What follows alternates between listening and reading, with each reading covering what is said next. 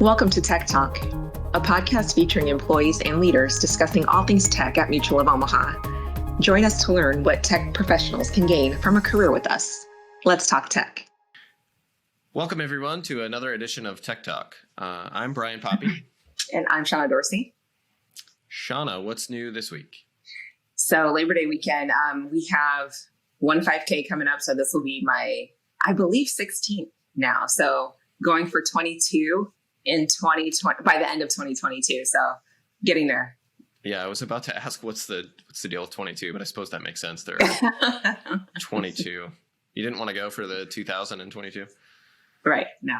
It's like, I don't know, 6 a day or something crazy.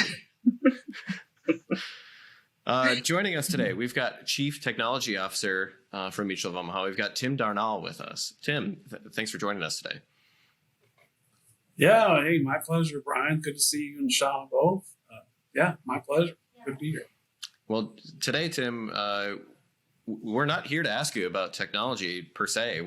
We know you're involved with building our new secret project that we've codenamed Project Beacon. So we've got a few questions for us, and I suppose the first one is tell us about Project Beacon and build a little bit of hype. So first of all, I don't know if you know how I got its name, Project Beacon.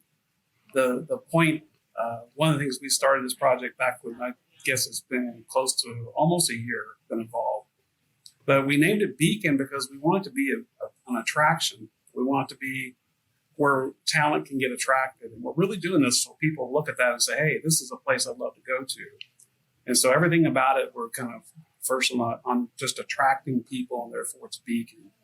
But it's a great building project. We announced it here just a few months ago, and I get to be a part of the core leadership team on it with Alex Hayes and Shannon Height.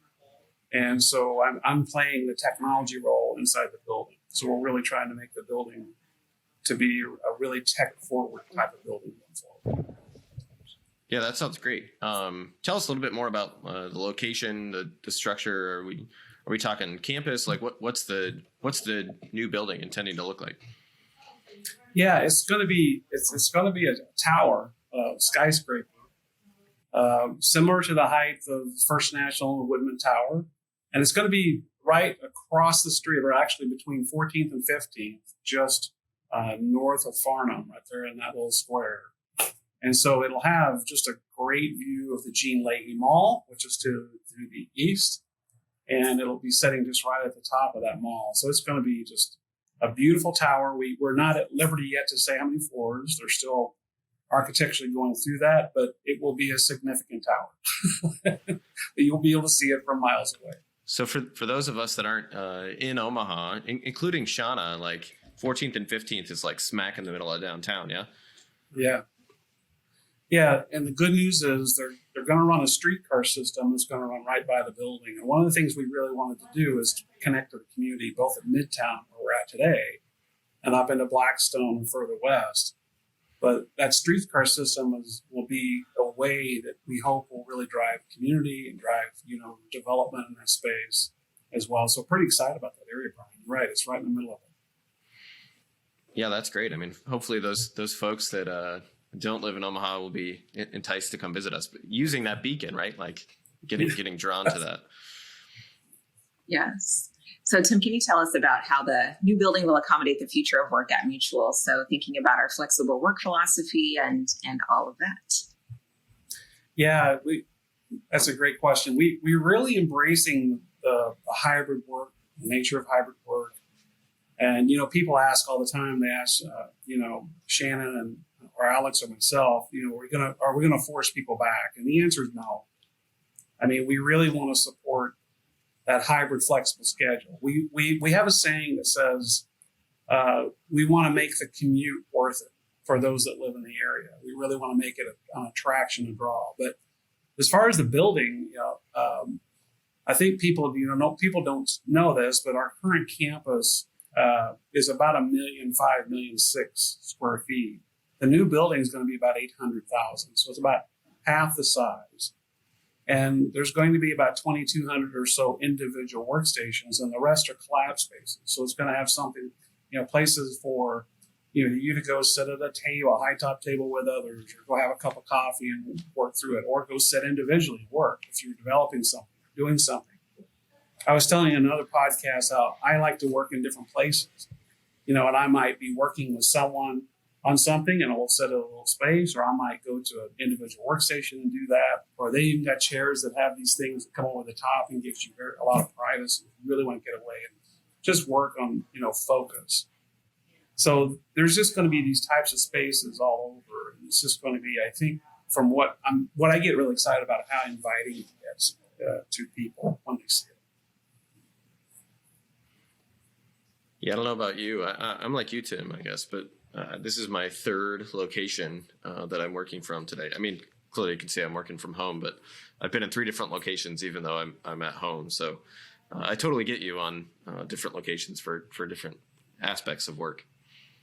Yeah. I did the same thing, Ryan. I took a meeting at home, then I came in the office. I've got a meeting this afternoon here and head back. So I think that schedule isn't just, to your point there a little bit, it isn't just coming in on a day 8 to 5. I mean, you could have morning meetings, come in the afternoon, or have afternoon meetings and come in the morning. I think those schedules are really, accommodating for what our future holds for us. So speaking of that future, right? How are you getting input and planning on making decisions? Like we're building a new building. That's like, a 40, 50 year commitment at least. Our existing building's been around for a little more than 100 years, I think. So how are you getting input for the next 50 to 100 years? Yeah, great question. So we've done a mixture of various interviews of different divisions within the company. IT was one of those divisions. We did an interview. What do we want to do as an organization, a company? We've done individual surveys. So we've done a collection of them. We have an interior architect firm named HOK that's running it, and they're really helping us get and gather that input. And so they did something called a macro design, which is a high end. Now we're getting more into the details. So we're getting even closer to some of this. And so we're meeting with various people and surveying various people to get that. As you can imagine, there's a lot of input. And so how do we want to work in the future? And there's some ways that we're trying to get some consistency on the floors, but then other ways where we need to make some special considerations depending on how people work in the future. That makes sense. So what do you think, based on what you know now, I know this could change over time, but what do you think associates will enjoy most about the new building?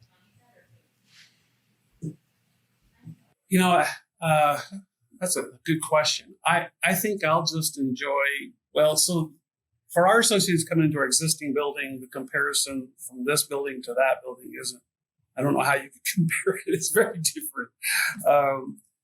It's just going to be, you're going to have a lot more light. Today, our building is generally where all the offices are outside, so you have a lot more light, a lot more flexibility. John, I was telling about the top floor of our building. We went to Northwestern Mutual here a couple months ago, and their top floor was a 2-story all glass floor, had a view of Michigan Lake. Obviously, we don't have Michigan Lake to look at, but we love that floor so much, we wanted to replicate it as best we could. And so, you could go out and just the light and experiences and the view that you see, you could sit in front of a window and code all day if that's what you wanted to do, or because you're going to have access to that. And so I think the what I'll call the food areas are going to be all sorts of variety of food and different places to sit. I just think, and we're going to have a really nice fitness center. So that's another thing that we'll be having in the building, which we don't have today. And we're all pretty excited about what the fitness center can offer people. And so there's just a lot of amenities there that we'll have. And we're really trying to make it all about the employee experience, or what we call associates here at Mutual Omaha, and make it easier to onboard, make it easier to go through some of the processes that today seem a bit hard. So we're really focusing on kind of what I call an outside-in approach. What's the associates' experience as they come into a new building, use their laptop, come into where they're supposed to be located? How do they reserve a seat? How do they know their friends are there, if they want to connect?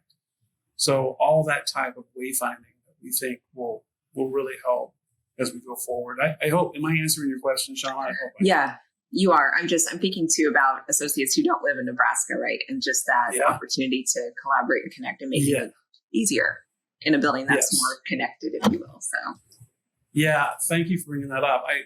We're really trying to. So actually, we went out to Microsoft here just a month ago, and we use Microsoft Teams for all of our collaboration. We did that conversion during the COVID pandemic, but we're really wanting, one of our goals we have, and I don't know if this is achievable with any technology, but one of the goals we have is to try to make it as inclusive for the remote people as it is for the people sitting on the room. And that's something we really want. So we're out talking about what's the future bringing that gives that opportunity, and how do we develop a culture that does that. I mean, Shauna, you and Brian, you remember before COVID, we were go to a meeting room and bring your printed out PowerPoint and sit down. COVID hit and we reversed that significantly.